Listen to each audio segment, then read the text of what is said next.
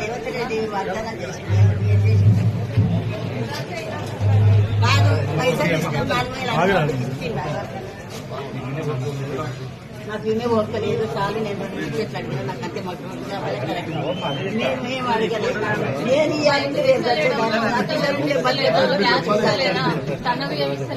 కాదు నాన్న ప్రశ్న అడిగినప్పుడు సమాధానం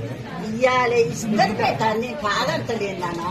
ఇవాళ ఇచ్చిన వాగ్దానం మాట మళ్ళా ఓట్లు గెలిచినాక రాదు వాగ్దానం చేయాలి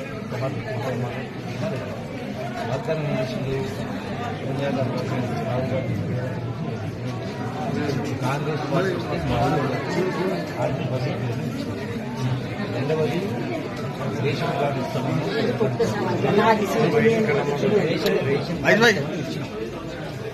గ్యాస్ సిలిండరు కాంగ్రెస్ ఇప్పటి వరకు 500 ఉంటే ఎక్కువ పైసలు తక్కువ కాదు 500 రూపాయలు సబ్సిడీ ఖాతాలు జమ చేస్తాం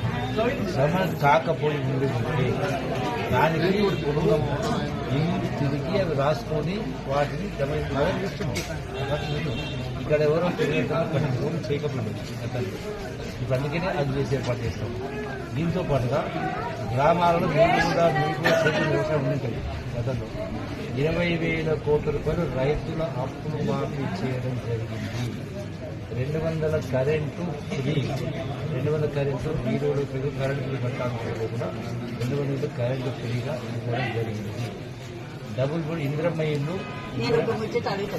కరెంటు ఫ్రీ అన్నోళ్ళు ఇప్పుడు మళ్ళీ ఎందుకు బిల్లులు వేస్తుంది 200 యూనిట్ల కరెంటు వరకే ఫ్రీ 200 కంటే పైన ఉంటే బిల్లు కట్టాల్సిందే మహాభారతం విన్నారా మహాభారతం విన్నారా అవును మా సగం విని సగం వదిలిస్తే అర్థం మారిపోతుంది అశ్వత్థామ అదాన్ని గట్టిగా మాట్లాడి చిన్నగంటే చనిపోయింది ఏనుగు ఏం మాట్లాడుతుంది అశ్వత్థామ అట్లా ఇవాళ కొందరు నాయకులు సగం మాట్లాడి సగం వదిలేస్తుంటే మీరు అదే నిజం అనుకుంటారు వాట్సాప్లో పెడుతున్నారు సోషల్ మీడియాలో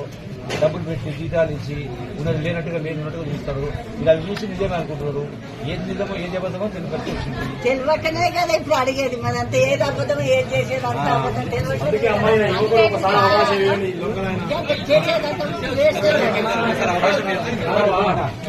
కేసీఆర్ 10 పరిపాలన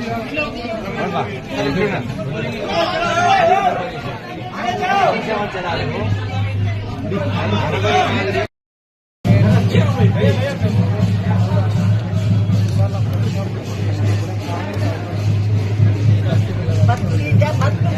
ఓట్లు వేయగానే కెరువులు పత్తులు ఫీజు పెరగానే ప్రజలు చేసేది అప్పుడే